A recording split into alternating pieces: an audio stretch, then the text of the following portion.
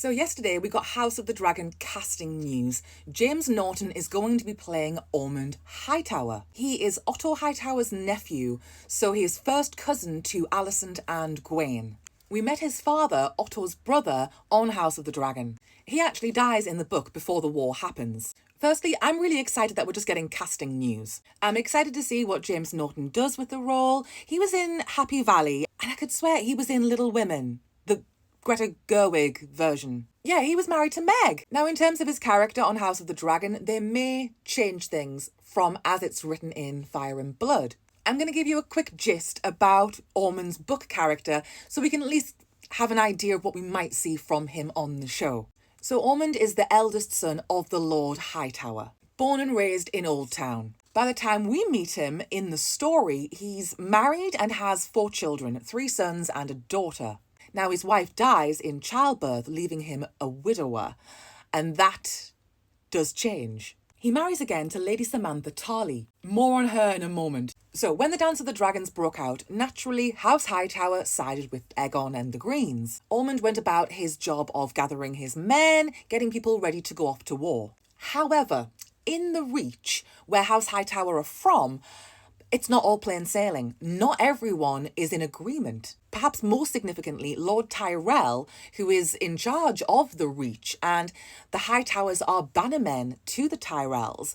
Well, Lord Tyrell firstly is a child. His mother is in charge as his regent, and she basically plays dumb. She's like, I don't know what side to pick. I'm just a woman. I don't know. So the Tyrells, they don't pick a side. They don't choose green or black. They keep out of it.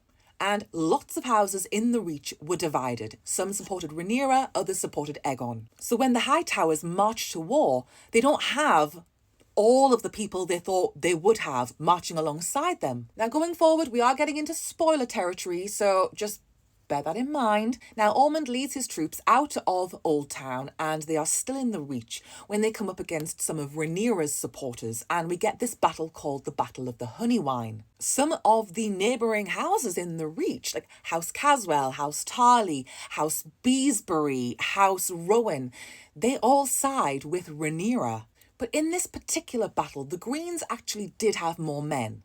But Rhaenyra's supporters, they got the upper hand. They were surrounding the Hightower forces, and it looked like it was going to be a defeat for the Greens. That is when we get the arrival of Prince Daeron of House Targaryen, riding in on his dragon Tessarion. Do you guys remember this shot from the end of House of the Dragon Season 2? This is the Hightower army on the march, and that looks to me like it's Daeron riding Tessarion. Now, the arrival of the prince on his dragon, it swings the battle in favour of the Greens, and they are victorious. It's a huge win for the Greens, huge defeat for the Blacks. It's after this victory that Ormund actually knights Daeron, and he names him Prince Daeron the Daring. Now, going forward, Ormund doesn't actually leave the Reach. He's constantly fighting battles on his home turf. He lays siege to the seat of House Merryweather, who supported Rhaenyra. Then he goes on to sack the town of Bitterbridge, which is the seat of House Caswell, another supporter of Rhaenyra. Now, it's in Bitterbridge that a lot of shit goes down. We get the death of a particular character called Prince Maelor of House Targaryen.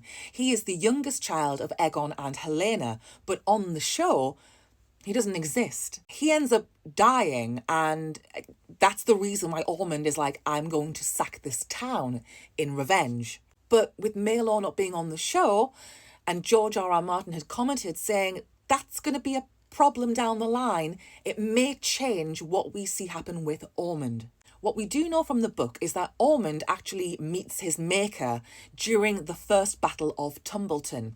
There's 2 battles, by the way. A lot of shit goes down in these 2 battles. But it's during the first battle of Tumbleton that Ormund does not survive, and he is succeeded by his eldest son, Lionel Hightower. Now, he's an interesting cat. Do you remember when I mentioned Lady Samantha Tarly, Ormund's second wife? Well, after his death, she strikes up a relationship with her stepson, with Lionel. It turns out they were only like a couple of years apart, so Sam and Lionel, yeah, they got on like a house on fire. And the rumour is that Lady Sam was very sympathetic to Rhaenyra. She came from House Tarly and House Rowan, and those were two houses that chose to support Rhaenyra. The word is that she was whispering sweet nothings in Lionel's ear to get him to surrender, to give up, because that's exactly what happens. The Hightowers actually start backing away from Aegon. Now, the Faith of the Seven, they're not happy about this relationship between Lionel and Sam, like stepmother and stepson. House Hightower after the war, let me just say, it's very different from House Hightower before the war. And that all kind of hinges on Ormund falling in battle. So that's kind of the brief gist.